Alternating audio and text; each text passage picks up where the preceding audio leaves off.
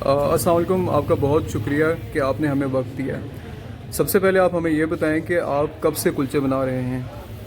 जी, हमारे बुज़ुर्गों ने ये काम काफ़ी अरसे से तकरीबन पौने 200 साल से ये काम हमारे बुज़ुर्गों से मकबूजा इलाके से वो आए थे और उन्होंने ये काम शुरू किया। आपसे अगला सवाल मेरा ये है कि कुलचे की तारीख़ क्या है? क्या ये रवायत मुज़फ़्फ़राबाद की पुरानी सकाफ़त से जुड़ी हुई है? जी, ये मुज़फ़्फ़राबाद की एक पुरानी सकाफ़त है और बल्कि मकबूजा इलाके की और ये हमारे आज़ाद इलाके की एक पुरानी सकाफ़त है, ये जुड़ी हुई पुरानी। खासकर ये मुज़फ़्फ़राबाद में सुबह को पहले नाश्ता कुलचे से करते थे लोग पुराने वक्तों में, चाय, नमकीन चाय और अपना कहवा वगैरह उसके साथ ये कुलचा इस्तेमाल करते थे। और शाम को भी शाम की चाय के साथ ये खुसूसी डिश कुलचे ही होती थी। ठीक है, यानी हम कह सकते हैं कि जितनी मुज़फ़्फ़राबाद की तारीख़ पुरानी है इतना कुलचा भी पुराना है। सही है। अच्छा, अगला सवाल आपसे मेरा ये है कि कुलचा किस चीज़ से बनता है? हमें इसकी तैयारी का थोड़ा सा अमल बताइएगा।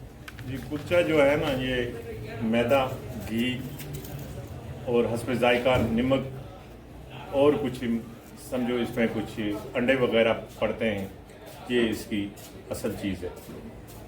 ठीक है, थोड़ा सा वक्त के बारे में बताइएगा कि इसकी तैयारी में अमूमन कितना वक्त लगता है इसकी मटेरियल की तैयारी में? हमें तकरीबन एक तंदूर में बनते बनते तकरीबन 4 घंटे लगते हैं।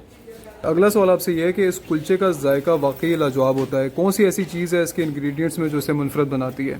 जी, इसको अपने वही मतलब जो चीज़ें उसके अंदर होती हैं, घी हुआ, मैदा हुआ और अंडे हुए, इससे जायका बनता है।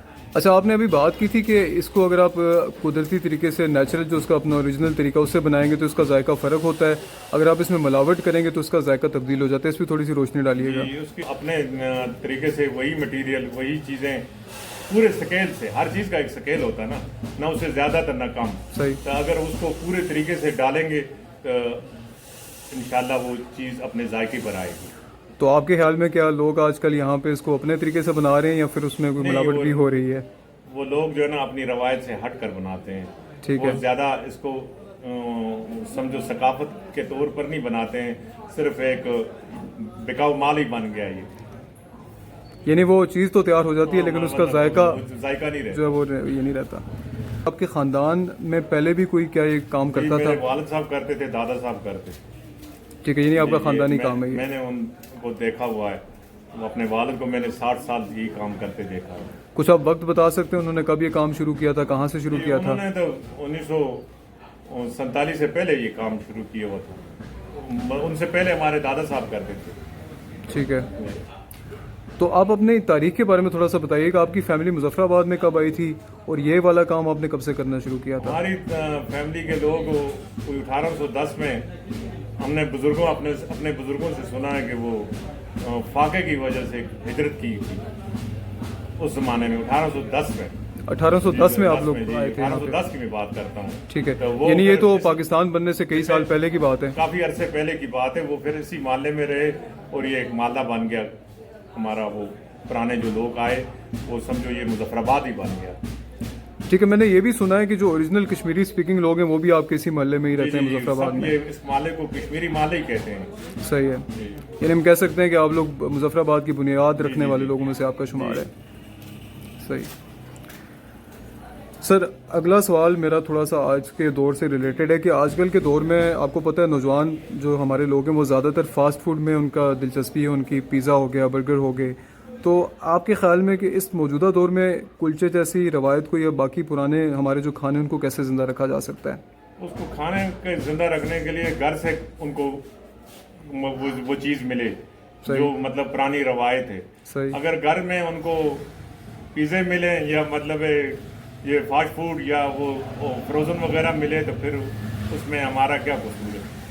वो घर की तरबीज से मतलब यानी घरेलू सतह पे ही हम लोग उस चीज़ को छोड़ चुके हैं। सतह पर उनके मतलब चीज़ वही पुरानी देसी किस्म की मिले तो वो अगर घर में फ्रोजन मिले तो फिर वो क्या कर सकते हैं? यानी इसमें आप नौजवानों को कसूरवार नहीं ठहराते कि उनका कसूर नहीं है इसमें? नौजवानों का नहीं है। हम भी उनको नहीं कह सकते कि यार बच्चे बाहर जाके वाली चीज़ें खाते हैं। बच्चे को क्या, बच्चे को घर में आजकल ये वबाल है।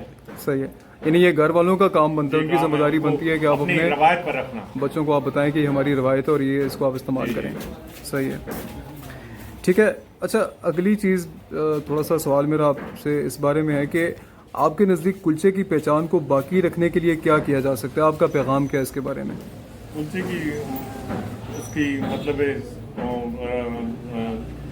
اس کو رکھنے کے لیے، اس کے معیار کو رکھنے کے لیے اس کا معیاری قسم کا مطلب ہے گھی ہو، معیاری قسم کا میدا ہو، معیاری قسم کی چیزیں بھی ہوں، انڈے تک معیاری ہوں.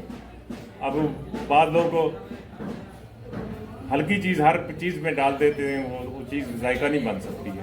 یعنی کہنے کا مقصد یہ ہے کہ اگر آپ اس کے جو اجزاء ہیں اس میں ملاوٹ کریں گے تو چیز کا ذائقہ ہی بدل چیز کا ذائقہ اس طرح کا نہیں رہے گا.